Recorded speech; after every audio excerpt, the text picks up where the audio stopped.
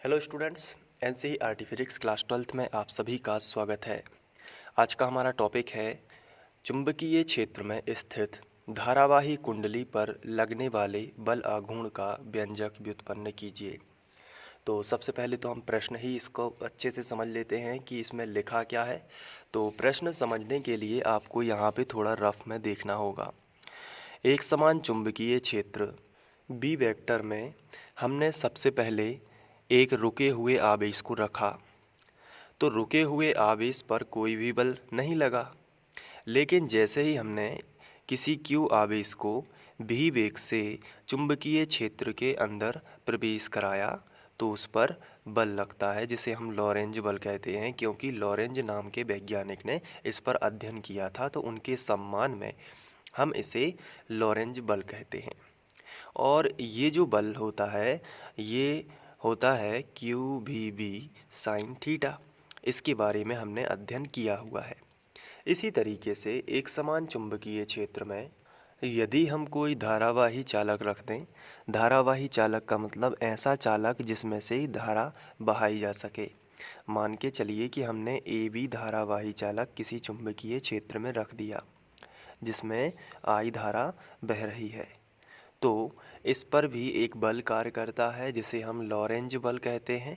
और ये जो बल है ये होता है F बराबर I L B sine theta. तो दोनों के इसमें अलग अलग फॉर्मूले होते हैं। दोनों ही लॉरेंज बल हैं, लेकिन एक आवेश के लिए है और दूसरा क्या है, दूसरा है धारावाही चालक के लिए। दोनों का डेरिवेशन हमने निकाला हुआ है। लेकिन आज थोड़ी क्वेश्चन को अच्छे से समझना है।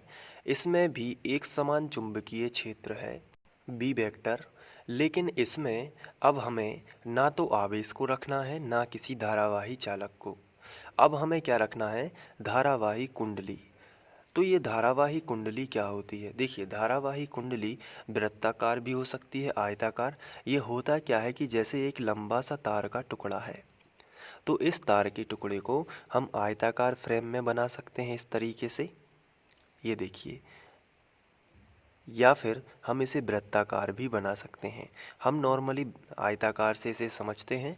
और ये कुंडली जो होती है हम इसको बनाते इस तरीके से हैं, लेकिन इसमें करंट बहाने के लिए एक्चुअल में इसकी जो शेप है वो इस तरीके से होती है जहाँ से इसमें करंट बहाई जा सके। तो इस तरीके से इसमें करंट जाती है फिर वापस आ जाती है, तो इसे हम कुंडली कहते हैं। ठीक है, ये क्या होती है, कुंडली। तो कुंडली क्या है, कुंडली बेसिकली एक तार का बनाया हुआ फ्रेम होता है। ये तार से ही बनाया जाता है। तो ये चालक तार होता है जिसमें से आई धारा बहाई जा सके। तो इसे ही हम मोड़कर आयत का भी रूप दे सकते हैं या फिर वृत्त का भी रूप दे सकते हैं। तो इसे हम कुंडली कहने लगते हैं। अब इसमें हम राउंड कर सकते हैं, यानी फेरे जितने चाहे फेरे जैसे।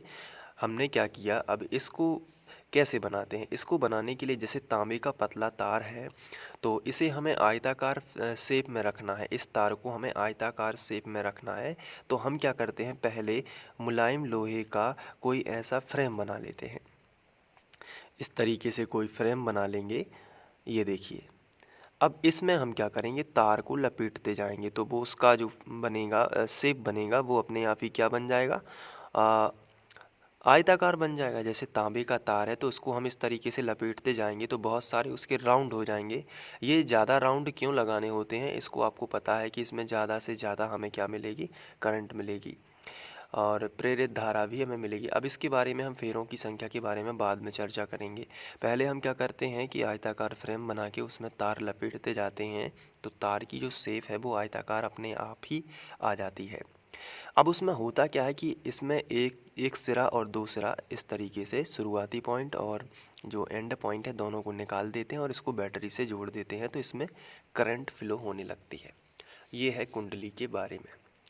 तो वापस आ जाते हैं, यहाँ पे देखिए, हमने एक समान चुंबकीय क्षेत्र में आवेश को रखा और हमने बल निकाला, तो वो निकाला Q B V sine theta. ठीक है, फिर इसके बाद हमने एक समान चुंबकीय क्षेत्र में किसी धारावाही चालक को रखा, तो हमने बल निकाला I L V sine theta. अब इसी एक समान चुंबकीय क्षेत्र में हमें कुंडली को रखना है। किसको रखना है, कुंडली को रखना है। तो कैसे रखेंगे? हम कुंडली को इस तरीके से रख देंगे एक समान चुंबकीय क्षेत्र में। तो एक समान चुंबकीय क्षेत्र को बनाने के लिए हम इसको थोड़ा फॉर्म में बदल देते हैं। जैसे कि हम क्या करेंगे, हमने N ध्रुव लिया और S ध्रुव लिया और दोनों के बीच में कुंडली को हमने इस तरीके से रख दिया। तो होगा क्या कि N से S की ओर चुंबकीय बल रेखाएं बनती हैं, इस तरीके से N से S की ओर। तो अब क्या होगा कि एक समान चुंबकीय क्षेत्र में कुंडली रखी हुई है, इस तरीके से हम रख देते हैं। तो ये कुछ उसी तरीके से होता है जैसे ये, अगर हम इसको N ध्रुव मान लें और इसको S ध्रुव, और इसके बीच में किसी कुंडली को रख दें इस तरीके से, तो N से S की ओर चुंबकीय जो बल रेखाएं हैं वो इस तरीके से रहेंगी और उसके बीच में ये जो कुंडली है ये घूमेगी। तो ये किस तरीके से घूम सकती है? इस तरीके से। तो चुंबकीय फ्लक्स में बार बार चेंज होंगे। ठीक है, तो आप ये समझ गए होंगे। तो चलिए हम इसको स्टार्ट करते हैं। और हमें यहाँ पर भी कुंडली घूमती है, तो यहाँ पर भी हमें जो कुंडली घूमेगी तो उस पर बलयुग्म कार्य करता है एक्चुअली में, इसलिए वो घूमती है। तो वो बलयुग्म, वो हमें टाउ ज्ञात करना है। तो एक्चुअल में ये टाउ बलयुग्म है। क्या है ये? बलयुग्म। बलयुग्म क्यों बोल रहे हैं? क्योंकि इसमें दो बल कार्य करते हैं। कैसे करते हैं इसको हम देखने वाले हैं, लेकिन फिर भी बलयुग्म यानी कि हमें फोर्स ही निकालना है। तो बात क्या निकल के आती है कि एक समान चुंबकीय क्षेत्र में आवेश वाला व्यंजक अलग होगा जिसका बल ही हमें ज्ञात करना है, और एक समान चुंबकीय क्षेत्र में धारावाही चालक पर जो बल लगता है वो लॉरेंज बल, वो भी हमने ज्ञात किया है। लेकिन एक समान चुंबकीय क्षेत्र में यदि हम किसी कुंडली को रख दें तो बल युग्म लगता है, अर्थात बल ही लगता है, और वो भी हम ज्ञात करेंगे। तो एक सीक्वेंस बना है, यहाँ पे एक क्रम बना हुआ है, तो आपको चीज़ें जल्दी समझ में आएंगी। तो जैसे ही ये क्वेश्चन एग्ज़ाम में आएगा तो सबसे पहले तो हम एक कुंडली बना लेंगे।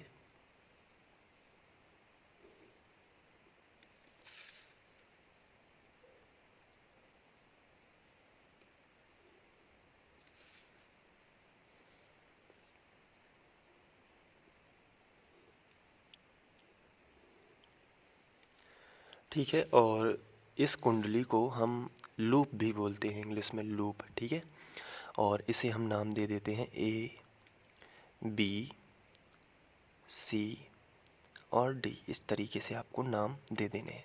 अब इस कुंडली को रखना है एक समान चुंबकीय क्षेत्र में। कहाँ पे रखना है? एक समान चुंबकीय क्षेत्र में। तो यहाँ पे हम क्या करेंगे, एक N ध्रुव ले लेंगे।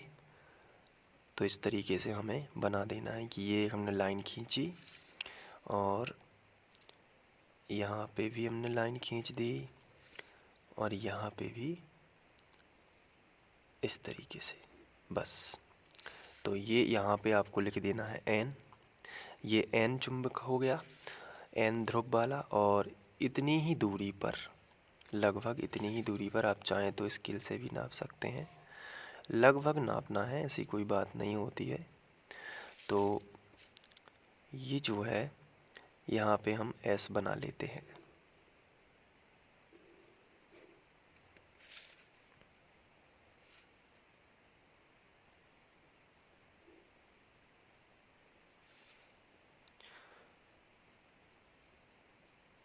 कोई बात नहीं है, थोड़ा सा S बड़ा हो गया है, कोई बात नहीं। यहाँ पे हम इस तरीके से इसको S बना लेंगे। अब ये जो चुंबक होती हैं ये शक्तिशाली चुंबक भी हो सकती हैं। ये कैसे बनाई जाती हैं? तो इसमें क्या होता है कि मुलायम लोहे के पतले क्रूड पर हम तांबे के तार यहाँ पे लपेटते हैं और उनमें धारा प्रवाहित करते हैं।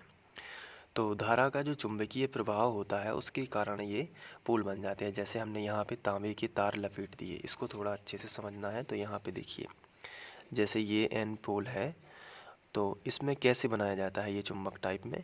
तो होता क्या है कि लोहे पर हम तांबे के तार इस तरीके से लपेट देते हैं।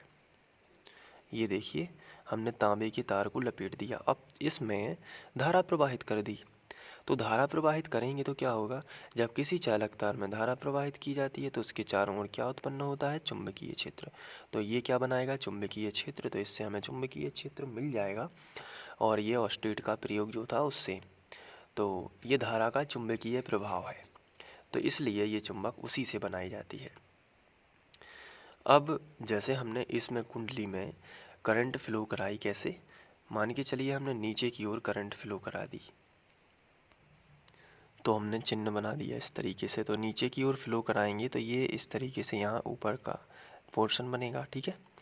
अब थोड़ा और ध्यान से देखते हैं। ये कुंडली जो है अगर हम ऊपर से देखेंगे तो इस तरीके से दिखाई देगी। इसका सेकेंडरी इमेज भी हमें बनाना होगा, और वो सेकेंडरी इमेज क्या होगा, अभी हमने देखा कि जैसे मान के चलिए कि ये एन ध्रुव है और ये एस ध्रुव है, समझने के लिए। और मान के चलिए कि ये जो है यहाँ पे कुंडली है, तो ये तो हो गया ऊपर से देखने पर। लेकिन अगर हम इसको साइड से देखें, साइड से देखने का मतलब ये होगा कि अगर हम यहाँ पे खड़े हो जाएं और फिर देखें तो हमें कुंडली का केवल ये वाला हिस्सा दिखेगा। और बताइए क्या दिखेगा, हमें चुंबकीय क्षेत्र दिखेगा। कैसे दिखेगा, हम थोड़ा ध्यान से देखते हैं। सबसे पहले तो हमें एक समान चुंबकीय क्षेत्र दिखेगा, यानी चुंबकीय बल रेखाएं दिखेंगी। होती काल्पनिक हैं लेकिन बनानी तो पड़ेंगी एन से एस की ओर। तो कैसे बनेगा चित्र, आइए इस तरफ थोड़ा बना लेते हैं। यहाँ पे देखिए, हमने सबसे पहले एक समान चुंबकीय क्षेत्र बनाया, तो ये जो है एक समान चुंबकीय क्षेत्र होगा, बी वेक्टर, ठीक है।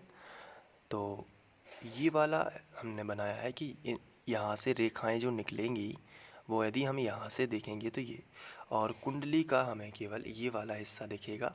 अगर हम इसको उठा के देखें तो केवल, अगर हम सामने से देखेंगे तो हमें केवल ये वाला हिस्सा दिखेगा, BC, है ना, BC बस दिखेगा। तो अगर हम कुंडली को इस तरीके से रखें तो हम BC बस रखेंगे, तो केवल हमें BC ही बनाना पड़ेगा यहाँ पे। तो चलिए बना लेते हैं। तो अगर बल लगेगा ऊपर की ओर तो हम BC कैसे भी बना सकते हैं, थोड़ा सा समझने के हिसाब से, क्योंकि ये भी हिस्सा ऊपर उठेगा। क्यों उठेगा मैं आपको अभी बताता हूँ। सबसे पहले तो मैं यहाँ पे BC बना देता हूँ इस तरीके से, ये हो गया BC। ये B पॉइंट ऊपर उठ जाएगा, अभी आपको समझ में आ जाएगा। और ये C और नीचे, ऐसा क्यों हुआ है इसको थोड़ा हम डिस्कस कर लेते हैं। तो ये जो आपको व्यू दिख रहा है ये टॉप व्यू है, और ये जो आपको दिख रहा है ये साइड व्यू है। ये हम ऊपर से देखते हैं तब ऐसा दिखाई देता है, लेकिन जब हम इसको और डीपली देखना चाहें, या फिर हम यूँ कहें कि हम साइड में बैठ के देखना चाहें, तो साइड से हमें केवल BC ही दिखेगा, क्योंकि ये उसी की सूद यहाँ पे सीध में होगी, जिसके कारण हमें A और D नहीं दिखेगा। तो BC जो है ये बिल्कुल उसी की सीध में रहेगी। तो ये हो गया। अब ये इस पर बल कैसे लगेगा, सबसे पहले तो हमने जो लिखा है या जो बनाया है उसके बारे में थोड़ा लिख लेते हैं। कैसा लिखेंगे, देखिए भाषा आपको याद नहीं करना है, हम इनको हटा लेते हैं। और अब हमारा जो चित्र है, ये जो है कुंडली की जो लेंथ है वो हम L मान लेते हैं, स्मॉल l, और जो चौड़ाई है उसे हम स्मॉल b मान लेते हैं, ठीक है। और तो कुछ इसमें देना नहीं है, बाकी तो हमने धारा दे ही दी है। I धारा हो जाएगी, तो हम यहाँ पे I लिख देते हैं। तो पहले तो ये चित्र हमने बना लिया है। अब इस चित्र में हम लिखेंगे कि माना कि ABCD एक आयताकार कुंडली है। तो हमने लिखा, माना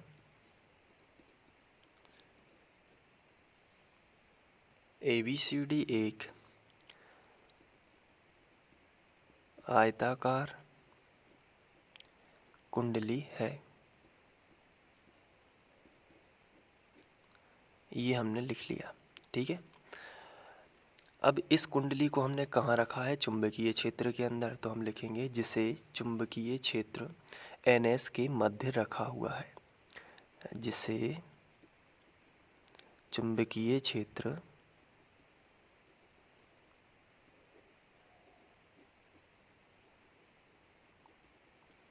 NS के मध्य रखा हुआ है,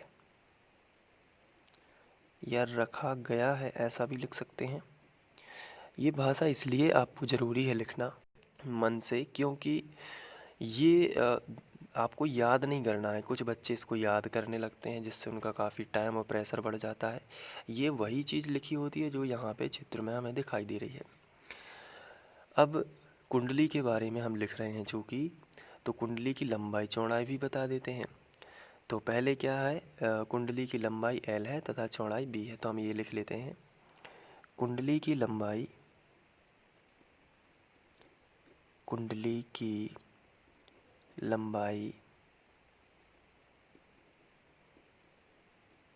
स्मॉल l तथा चौड़ाई स्मॉल b है। ठीक है, तो ये लिख लिया। अब कुंडली में आई धारा भी प्रवाहित हो रही है, तो यहाँ पे हम लिखेंगे कुंडली में यदि आई धारा प्रवाहित करेंगे तो कुछ प्रभाव होंगे, है ना। तो इसको इस तरीके से भाषा को सेट करना है, जैसे हम लिखेंगे यदि कुंडली में आई धारा प्रवाहित करें, यदि कुंडली में आई धारा प्रवाहित करें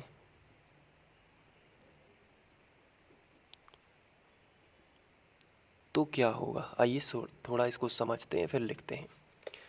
तो भाषा इतनी बिल्कुल भी कठिन नहीं है। आपको कुंडली के बारे में लिखना है कि आयताकार कुंडली है जो NS के मध्य रखी है, इसकी लंबाई चौड़ाई बता देना है। तो ये बड़ा ही सिंपल होगा। अब जैसे ही धारा प्रवाहित करते हैं तो इस पर कुंडली पर बल लगता है। कैसे, आइए देखते हैं। देखिए, चुंबकीय क्षेत्र की डायरेक्शन है यहाँ से यहाँ, N से S की ओर। हमेशा चुंबकीय क्षेत्र कहाँ होता है, N से S की ओर। चुंबकीय क्षेत्र की डायरेक्शन ये हो गई और करंट की डायरेक्शन है नीचे की ओर, है ना। तो ये देखिए कैसे बनेगा, हमें बल कैसे पता चलेगा। फ्लेमिंग के नियम से, फ्लेमिंग के बाएं हाथ के नियम से, फ्लेमिंग के लेफ्ट हैंड रूल से। चलिए सेट करिए अपनी उंगलियों को। सबसे पहले चुंबकीय क्षेत्र की दिशा। तो चुंबकीय क्षेत्र, ये 3 उंगलियां हैं, अंगूठे को छोड़ दीजिए अभी, केवल इन दोनों को, अंगूठा खुलेगा ऊपर की ओर। तो ये पहला है, ये चुंबकीय क्षेत्र की दिशा। तर्जनी उंगली जो है ये बताती है चुंबकीय क्षेत्र की दिशा। चलिए ठीक है, तो ये चुंबकीय क्षेत्र की दिशा बताएगी इस तरफ। ठीक है, तो इसने बता दिया। अब धारा कहाँ बह रही है, धारा की डायरेक्शन है इस तरफ। तो हमने इसको इस तरीके से सेट किया। आप थोड़ा समझने का प्रयास कीजिए कि अगर हम इसको इस तरीके से सेट करते हैं, देखिए यहाँ पे ये जो है ये चुंबकीय क्षेत्र की दिशा बताता है और ये जो लाइन है ये बताएगी धारा की दिशा। ये फ्लेमिंग के नियम के अनुसार ही है। तो ये जैसे हम उंगलियों को फैलाते हैं ना, ये एक दूसरे के लंबवत, तो ये जो है ये आपस में एक दूसरे के लंबवत मैंने यहाँ पे पहले से फैला के रखी है ताकि आपको सरलता से समझ में आ जाए। तो ये जो रेड लाइन आपको दिख रही है ये क्या बता रही है, चुंबकीय क्षेत्र। ठीक है, और ये जो करंट की डायरेक्शन है ये कौन बताएगा, ये ग्रे वाली लाइन। तो देखिए दोनों को सेट कर दिया तो तीसरी लाइन अपने आप ऊपर की ओर उठ रही है। इसका क्या मतलब है, इसका ये मतलब है कि जो कुंडली है ये ऊपर की ओर उठनी चाहिए। कुंडली का जिस हिस्से में करंट इस डायरेक्शन में है उस हिस्से को ऊपर की ओर उठना चाहिए। ये फ्लेमिंग बता रहे हैं, क्योंकि फ्लेमिंग के लेफ्ट हैंड रूल यही है। अगर हम उंगलियों को भी फैलाएं तो करंट की डायरेक्शन, ये चुंबकीय क्षेत्र की डायरेक्शन है, ये करंट की डायरेक्शन, तो अंगूठा अपने आप ऊपर ही है। तो अंगूठा चूंकि कैमरे में नहीं आ रहा इसलिए मैंने इसको बनाया हुआ है। तो ये ज़्यादा सरल है। ये चुंबकीय क्षेत्र की दिशा, ठीक है, ये करंट की डायरेक्शन। तो बल कहाँ लगना है, ऊपर की ओर। तो बताइए AB हिस्सा ऊपर की ओर उठेगा कि नीचे की ओर जाएगा। कागज के तल के लंबवत ऊपर की ओर उठेगा। इसका क्या मीनिंग है, इसका सीधा सा मतलब है कि अगर हम इसको AB हिस्सा माने इसको, तो अगर कुंडली में नीचे की ओर करंट आ रही है तो ये इस तरीके से ऊपर उठेगा। क्यों, क्योंकि इसे चुंबकीय क्षेत्र में रखा गया है। तो अभी तक ये जैसे NS के बीच में स्थिर है, लेकिन जैसे ही बैटरी से इसमें करंट आई तो ये नीचे की ओर यदि करंट आई तो ये इस तरीके से कुंडली घूम जाती है। वैसे ही इसका अपोजिट होता है, क्योंकि उसी सेकंड में करंट इस तरीके से आएगी तो वापस भी तो ऐसे ही जाएगी ना। तो इस हिस्से पर क्या होगा, इस हिस्से में करंट की डायरेक्शन चेंज रहेगी, क्योंकि यहाँ से करंट आएगी तो मुड़ती हुई इस तरीके से तो जाएगी। इस हिस्से में करंट ऊपर की ओर जाएगी। तो यहाँ पे चेक कर लेते हैं। चुंबकीय क्षेत्र तो वही रहेगा, लेकिन करंट की डायरेक्शन अब इस बार ऐसी ना होकर उस तरफ है। तो कैसे होगा, ये देखिए ऐसे फिक्स होगा। चुंबकीय क्षेत्र भी नहीं बदलना है और करंट की डायरेक्शन को बदलना है उस तरफ, क्योंकि अब डायरेक्शन इस तरीके से हो गई। तो अब आप देख पा रहे होंगे कि बल कहाँ बता रहा है, नीचे की ओर। इसका मतलब है कि ये वाला जो हिस्सा है कुंडली का, ये अपने आप ही नीचे की ओर चला जाएगा और ये हिस्सा ऊपर की ओर आ रहा है। तो दो बल लगे ना इस पर, एक ऊपर की ओर एक नीचे की ओर। तो कुंडली का जो हिस्सा इस तरीके से घूम जाता है। कैसे घूमता है, ये जैसे है तो ये इस तरीके से घूम जाता है। इस वाले हिस्से पर ऊपर की ओर बल काम करता है और इस वाले हिस्से पर नीचे की ओर बल काम करेगा, क्योंकि करंट की डायरेक्शन अलग अलग है। तो दो बल काम कर रहे हैं एक्चुअली में, एक ये और एक ये।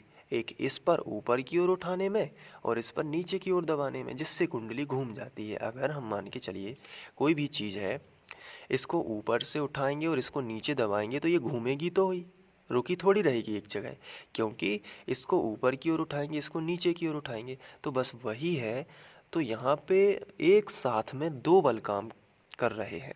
इसलिए जब भी किसी वस्तु पर एक साथ में दो बल काम करें तो उसे हम बल युग्म कहते हैं। युग्म मतलब क्या होता है, जोड़ा। युग्म मतलब क्या होता है, जोड़ा। तो अगर हम इसको रफ में समझें तो क्या काम कर रहा है, बल युग्म। युग्म का मतलब जोड़ा, तो बलों का जोड़ा यानी कि दो बल। तो इस तरीके से हम समझ सकते हैं कि जब किसी कुंडली को एक समान चुंबकीय क्षेत्र में रखते हैं तो उस पर बल युग्म ही काम करता है। चलिए भाषा लिखते हैं। तो यहाँ तक हमने लिख लिया था। अब कुंडली में यदि आई धारा प्रवाहित करें तो धारा प्रवाहित करने से क्या होगा, तो कुंडली का ए बी हिस्सा, तो यहाँ पे हम लिखेंगे फ्लेमिंग के नियम से। तो क्या होता है, फ्लेमिंग के नियम अनुसार, फ्लेमिंग के बाएं हाथ के नियम से, बाएं हाथ के नियम से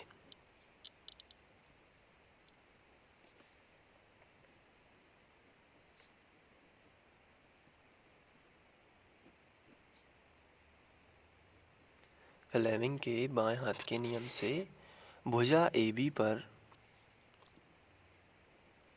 भुजा ए बी पर,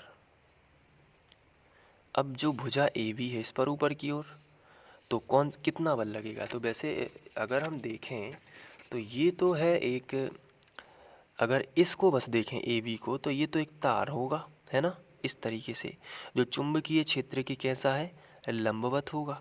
तो धारावाही चालक यदि किसी चुंबकीय क्षेत्र में रखा है तो उस पर लगने वाला बल क्या होता है, हमने पढ़ा हुआ है I L B sine theta. लेकिन यहाँ पे थीटा जो है 90 है। क्यों, क्योंकि चुंबकीय क्षेत्र और करंट की डायरेक्शन के बीच में जो कोण है, यहाँ पे भी देख सकते हैं, ये होगा तो 90। तो चुंबकीय क्षेत्र और करंट की डायरेक्शन के बीच में जो कोण बन रहा है वही कहलाता है साइन थीटा। और साइन थीटा साइन 90 बता रहा है, इसलिए बल केवल कितना लगेगा, आई एल वी। और ये कहाँ लगेगा, ऊपर की ओर। तो हम यहाँ पे लिखेंगे कि फ्लेमिंग के बाएं हाथ के नियम से भुजा ए बी पर का आई एल वी बल, तो यहाँ पे लिखेंगे आई एल वी बल कागज के तल की लंबवत, ये कागज का तल है तो इसकी लंबवत ऊपर की ओर, आई एल वी बल कागज के तल के लंबवत।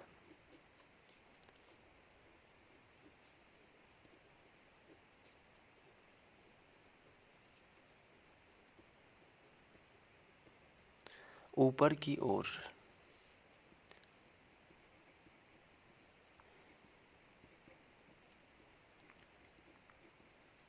ऊपर की ओर। और इसके बाद तथा, वैसा हम सी डी भुजा के बारे में भी लिखेंगे। तथा सी डी भुजा पर, सी डी भुजा पर आई एल वी बल कागज के तल के लंबवत, कागज के तल के लंबवत कहाँ लगेगा बताइए, नीचे की ओर, नीचे की ओर कार्य करता है, कार्य करता है। जब इस तरीके से बल कार्य करेंगे तो क्या होगा? तो ये बल ILV जो बल हैं ये बराबर हैं लेकिन एक दूसरे के विपरीत हैं। तो यहाँ पे हम लिखेंगे कि दोनों बल बराबर किंतु विपरीत होने के कारण, दोनों बल बराबर हैं किंतु विपरीत भी तो हैं, एक ऊपर एक नीचे है, किंतु विपरीत होने के कारण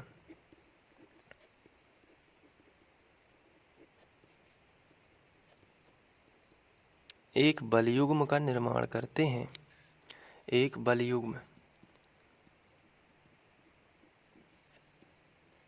का निर्माण करते हैं। इस तरीके से लिखना है। तो जिससे कुंडली थीटा कोण से घूमती है। कुंडली कैसे घूम जाती है? थीटा कोण से, किसी ना किसी एंगल से तो घूमेगी इस तरीके से। तो जिससे कुंडली थीटा कोण से घूम जाती है।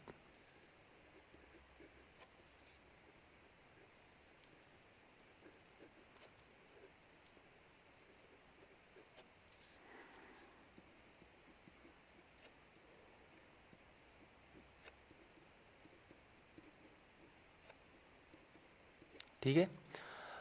अब बलयुग्म का सूत्र लगा देंगे यहाँ पे। बलयुग्म आघूर्ण टाउ जिसे हम बोलते हैं।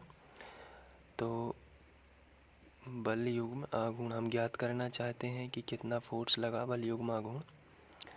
तो बलयुग्म आघूर्ण क्या होता है? तो बलयुग्म आघूर्ण को सबसे पहले तो हम टाउ से प्रदर्शित करते हैं और इसका फॉर्मूला होता है बल गुणित बलों के बीच की लंबवत दूरी। तो इसको हम चित्र में ध्यान से देखते हैं। अब ये चित्र नहीं, व्यंजक करते समय हमें ये चित्र काम में आएगा। और ये चित्र क्या है, मैंने आपको शुरू में ही बता दिया था कि इसका साइड व्यू है ये वाला। तो टाउ का जो फॉर्मूला होता है वो क्या होता है? बल गुणित, टाउ का फॉर्मूला होता है बल गुणित बलों के बीच की लंबवत दूरी। बलों के बीच की लंबवत दूरी। ठीक है। तो कैसे लिखेंगे आइए देखते हैं। दूरी, ठीक है। तो बल क्या है? बल तो है ILV, ये तो आपको मालूम है। कैसे आया मैंने बता दिया है। बलों के बीच की लंबवत दूरी, तो एक बल लग रहा है ऊपर की ओर, ठीक है, ये है ILV। और एक बल लग रहा है नीचे की ओर, ये भी क्या है? ILB। तो इन दोनों के बीच की लंबवत दूरी कितनी होगी? तो लंबवत दूरी कैसे पता करते हैं? इसको यदि हम नीचे की ओर खींचें तो एक पूरा इस तरीके से बनेगा, और इसको ऊपर की तरफ ले जाएं तो ये पूरा इस तरीके से बनेगा। तो ये दोनों एक रेखाएं बन जाती हैं, और इनके बीच की दूरी क्या होगी? इन दोनों रेखाओं के बीच की दूरी क्या होगी? तो इसको हमें मिलाना पड़ेगा।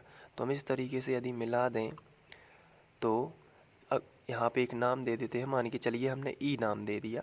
तो E और C दोनों बलों के बीच की दूरी है। क्यों? क्योंकि अगर हमने पहले बल को ऊपर की ओर जो उठ रहा है इसमें एक मिलाती हुई रेखा खींची नीचे की ओर, काल्पनिक रेखा, और जो नीचे की ओर बल लग रहा है इस पर भी मिलाती हुई हमने एक रेखा खींची, काल्पनिक रेखा, और दोनों को मिला दिया। दोनों के बीच की दूरी, दोनों बलों के, ये पहले बल की रेखा है ये वाली, और ये दूसरे बल की रेखा है। दोनों को यदि हमने मिला दिया तो दोनों बलों के बीच की दूरी हो गई ना EC। तो यही है दोनों बलों के बीच की दूरी। तो बलों के बीच की दूरी क्या हो जाएगी? EC। अब ये EC क्या है इसको थोड़ा समझते हैं। EC है लंब, क्योंकि हमने यहाँ से यहाँ लंब डाला है, तो ये अपने आप में क्या हो गया? लंब हो गया, है ना। तो लंब के सामने जो कोण बनता है वो थीटा होता है। त्रिकोणमिति में आपने पढ़ा होगा, लंब के सामने जो कोण बनता है वो क्या होता है? थीटा। या इसका अपोजिट भी आप बोल सकते हो कि थीटा के सामने की भुजा हमेशा क्या होती है? लंब होती है। और जहाँ भी लंब डाला जाता है तो वो उस रेखा पर समकोण बनाता है, यहाँ पे, है ना। उस रेखा पर क्या बनाता है? समकोण। तो समकोण यहाँ पे बनेगा।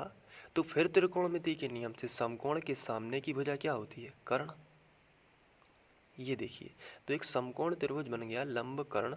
ये अपने आप क्या हो जाएगा? आधार। क्या हो जाएगा? ये आधार। तो अब यहाँ पे डेरिवेशन में वापस चलते हैं।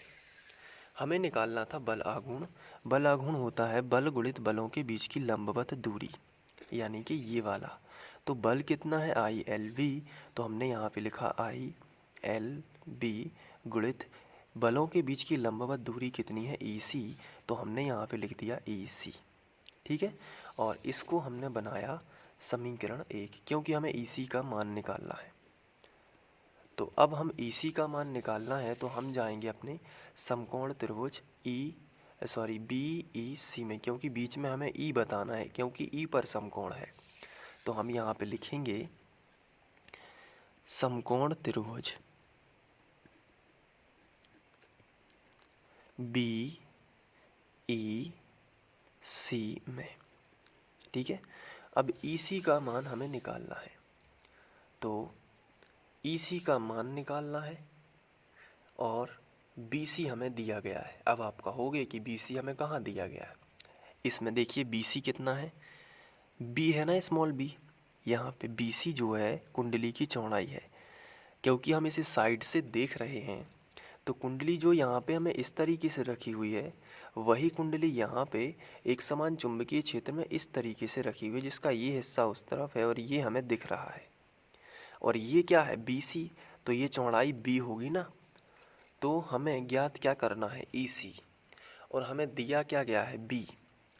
तो ज्ञात करना है और जो दिया गया है उसमें रिलेशन समझिए, लंब और कर्ण का फंस रहा है।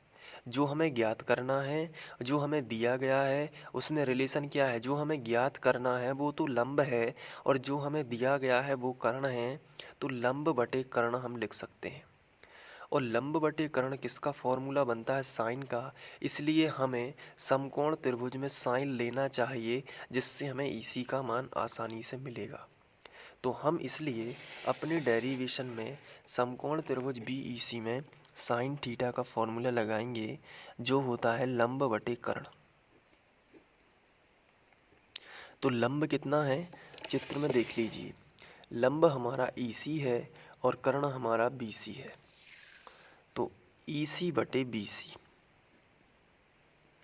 अगर हम इसको और आगे बढ़ाएं तो साइन थीटा बराबर होगा, EC तो हमें ज्ञात करना है, लेकिन जो BC है वो B है, क्योंकि वो कुंडली की चौड़ाई है। आप यहाँ पे देख सकते हैं कि जो BC है वो B है, तो वो कुंडली की चौड़ाई है। तो EC का मान निकालेंगे तो आएगा B साइन थीटा। तो चलिए निकाल लेते हैं, तो इसी को आगे सॉल्व करेंगे तो EC बराबर आएगा B का गुणा त्रियक हो जाएगा, तो B साइन थीटा। और ये जो EC का मान है B साइन थीटा, वो यहाँ पे रखेंगे तो टाउ का मान मिलेगा। तो चलिए रख देते हैं। तो आगे यहाँ पे लिखेंगे कि EC का मान समीकरण 1 में रखने पर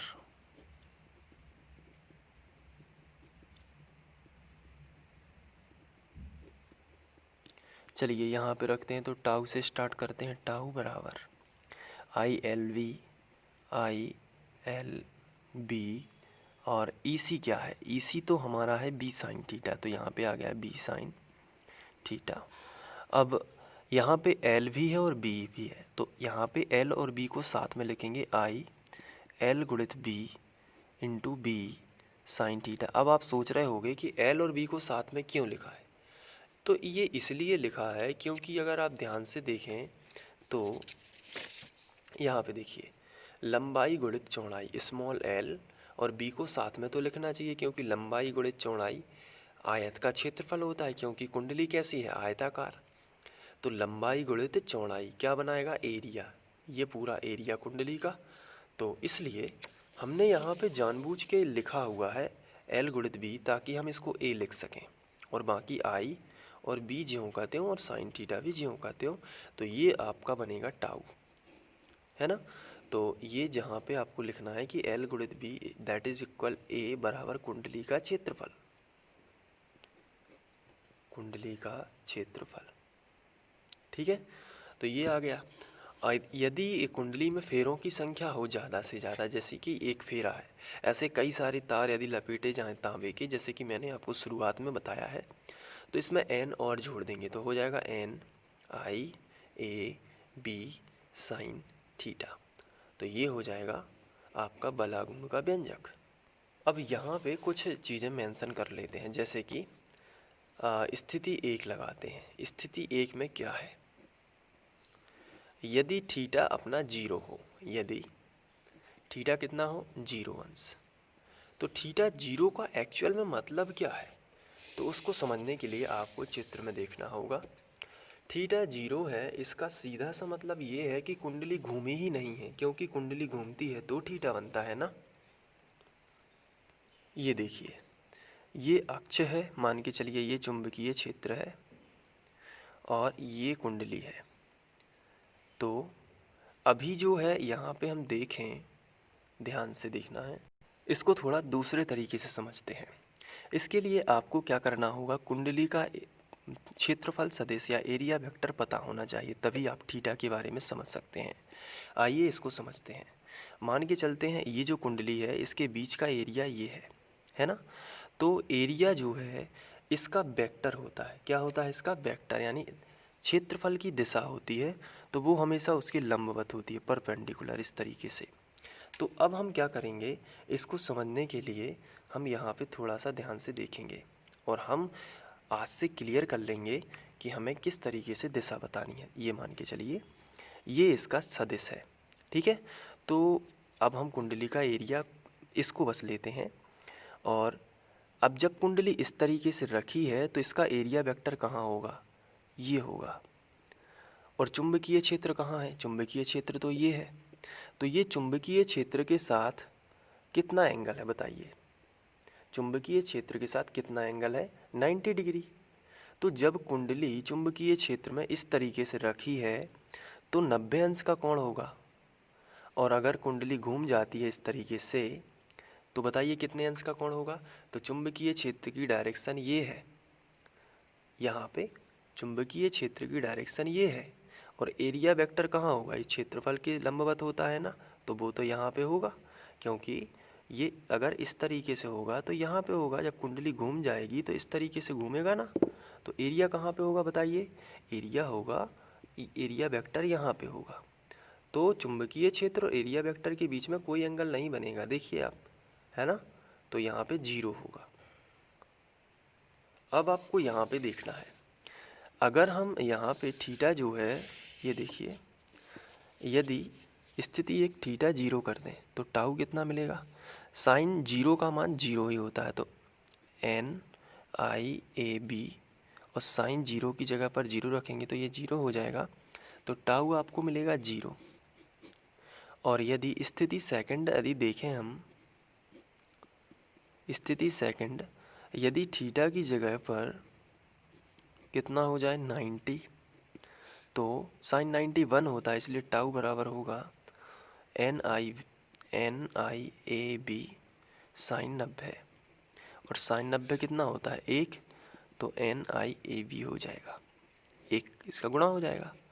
तो ये देखिए ये बिल्कुल 0 हो गया बला गुण, और ये कितना हो गया, ये अधिकतम माना जाएगा, सबसे ज़्यादा ये, क्योंकि सभी का गुणा होगा तो अधिकतम आएगा ना। तो ये कैसे पॉसिबल हुआ, तो ये इसलिए पॉसिबल हुआ जब चुंबकीय क्षेत्र कहीं भी है, जैसे कोई भी चुंबकीय क्षेत्र है, मान के चलिए पेन की डायरेक्शन में चुंबकीय क्षेत्र है इस तरीके से, ठीक है, ये यहाँ पे चुंबकीय क्षेत्र में बना देता हूँ। अब इसके बाद हमारी कुंडली इस तरीके से रखी हुई है चुंबकीय क्षेत्र में, तो अगर ये चुंबकीय क्षेत्र के इस तरीके से रखी हुई है उसी डायरेक्शन में, यदि कुंडली का जो तल है ये चुंबकीय क्षेत्र के समांतर हो, इस तरीके से चुंबकीय क्षेत्र के कैसा हो, समांतर हो, या लंबवत समझ लीजिए, पहले लंबवत, ये चुंबकीय क्षेत्र है और ये जो कुंडली का तल है ये कुंडली का तल है, ध्यान दीजिए ये कुंडली का क्या है, तल है। तो ये कैसा है, इसकी लंबवत है ना, 90 डिग्री तल के साथ। तो ऐसी स्थिति में थीटा पता है कितना बनता है, थीटा 0 बनता है। तल है 90 अंश, तल कितना है 90 अंश, लेकिन हम थीटा तल के साथ नहीं नापते, हम थीटा किसके साथ नापते हैं, एरिया वेक्टर के साथ। ये देखिए इसका एरिया वेक्टर कहाँ बनेगा, तल के बिल्कुल लंबवत। तो अब यदि देखा जाए तो आप चुंबकीय क्षेत्र के साथ इसका कोण देखिए कितना है, 0 है ना। तो जब कुंडली का तल चुंबकीय क्षेत्र के समांतर ना होकर कैसा हो, लंबवत हो, तो ऐसी स्थिति में थीटा कितना हो जाता है, 0। तो यदि कुंडली का तल चुंबकीय क्षेत्र के लंबवत होता है तो बल आघूर्ण का मान कितना होगा, 0। क्यों? क्योंकि थीटा जो है दोनों के बीच में वो कितना बनता है, 0। तो साइन 0 रखा है हमने ऊपर, देखिए यदि थीटा बराबर 0 है तो बलागुण कितना है, 0 है। तो कुंडली का तल, यदि कुंडली का ये जो तल है ये चुंबकीय क्षेत्र के कैसा हो, लंबवत हो, तो ऐसी स्थिति में देखिए थीटा कितना बनता है, थीटा बनता है 0, और ऐसे में थीटा बन जाता है 90, क्योंकि चुंबकीय क्षेत्र के अब लंबवत हो जाएगा एरिया वेक्टर, है ना, कैसा हो जाएगा, लंबवत। अब बना है 90। तो दिखने में ऐसे में 90 लगता है, लेकिन हम कुंडली के तल से नहीं कभी भी कोण नापेंगे, हम क्या करेंगे, इस तरीके से उसमें एरिया वेक्टर रख के नापेंगे। तो ये हो गया। अब थीटा जो है वो आपको क्या करना है, डेरिवेशन में ही रख देना, सीधा आ जाएगा। यहाँ पे सबसे कम होगा, यहाँ पे जो मान आया है इसमें अधिकतम होगा, वो समझने वाली बात है, तो वो इसलिए करनी पड़ी, ठीक है। तो आपको लिखना है कि यदि कुंडली का तल चुंबकीय क्षेत्र के यदि समांतर है तो लगने वाला बल गुणा अधिकतम होगा, और यदि कुंडली का तल चुंबकीय क्षेत्र के लंबवत है तो लगने वाला बल 0 होगा। इस तरीके से आपको करना है। अब यदि आपको नोट्स डाउनलोड करने हैं इसी के, तो आपको मैंने वेबसाइट बताई हुई है, notes@sandeep.com, ठीक है। इस पर जाइए और आपको नोट्स मिल जाएंगे जिस तरीके से एग्ज़ाम में लिखना है, तो आप इसे डाउनलोड कर सकते हैं। स्क्रीनशॉट भी ले सकते हैं, मैं आपको बता देता हूँ। ये परफेक्ट उसी तरीके से है जिस तरीके से मैंने समझाया है और जिस तरीके से हमें एग्ज़ाम में लिखना है। ये देखिए,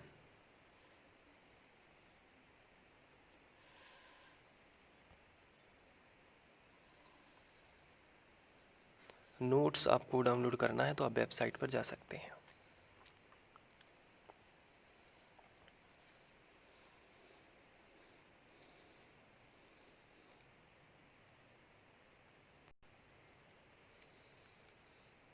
उम्मीद है कि आप लोगों को ये समझ में आ गया होगा। यदि कहीं भी कोई कन्फ्यूज़न है तो आप मुझे कमेंट में बताइए, और ये वीडियो आपको कैसा लगा ये भी आप मुझे बताइए। क्या इसी तरीके से आपको पढ़ना है तो मुझे कमेंट में बताइए। Thank you.